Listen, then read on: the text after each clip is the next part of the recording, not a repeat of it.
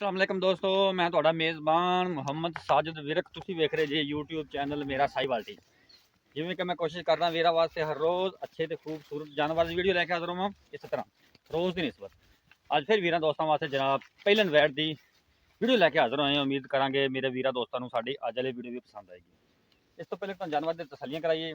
ਸਭ ਤੋਂ ਪਹਿਲੇ ਸਾਡੇ ਚੈਨਲ ਨੂੰ ਕਰਨਾ ਸਬਸਕ੍ਰਾਈਬ ਤੇ ਨਾਲ ਹੀ ਲੱਗੇ ਬੈਲ ਆਈਕਨ ਨੂੰ ਕਰਨਾ ਪ੍ਰੈਸ ताकि साड़ी हर नई आने वाली वीडियो के नोटिफिकेशन सब तो पहले मेरे वीरा दोस्तों तक पहुँचन। जनाब अज वीर वास्ते पहले नवैर की वीडियो लैके हाजिर होए हैं जी कि मूँह चो चार दंद जे ताज़ा सूई है।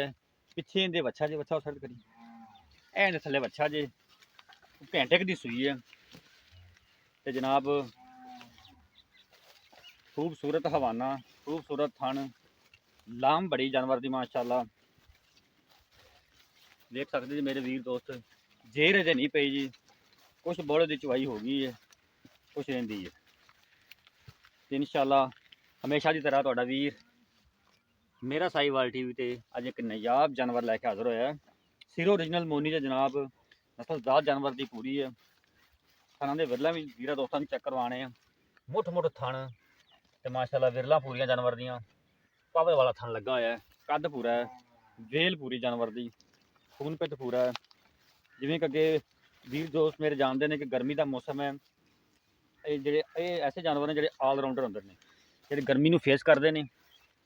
तो जनाब जिमें का अपना इलाका है उमें के इलाके वास्ते जनाब ये जानवर ने गर्मी सर्दी को फेस करने वाले। तो अज रेट भी बड़े माकूल तो मुहब्बत वाले होंगे इंशाअल्लाह।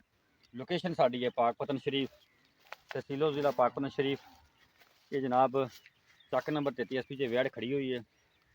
साढ़ा रबता नंबर नोट कर लो 0322 70 87 633। फिर नोट कर लो 0322 70 87 633। ये जनाब साढ़ा रबता नंबर है, ये साढ़ा WhatsApp नंबर है। वीरां दे जानवरां दी तसल्ली करनी है, लैने देने नसीब हुंदे जे। साडी कोशिश हुंदी है वीरां वास्ते जनाब अच्छे ते खूबसूरत ते म्यारी जानवर लैके हाज़र होइए जेह्ड़े कीमत वालों भी मुनासब होन ते जनाब नस्ल वालों भी पूरे होन।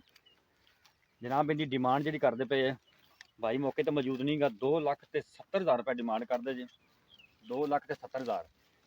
इंशाअल्लाह जिवें पहले वीरां वास्ते रियायत कराई दी, प्यार मुहब्बत कराई दा, लड़ झगड़े कराई दा, इस तरह ही अज फिर वीरां वास्ते जनाब प्यार मुहब्बत लड़ झगड़ के करावांगे इंशाअल्लाह जिवें अगे कराई दा। कोई किसी भी वीर नूं जानवर पसंद आंदा है तो नंबर साडा नोट कर लो 0322 70 87 633। फिर नोट कर लो 0322 70 87 633। यही जनाब साडा रबता नंबर है, यही साडा WhatsApp नंबर है। साढ़े इस नंबर से रबता करके ये जानवर साडा खरीद सकता है।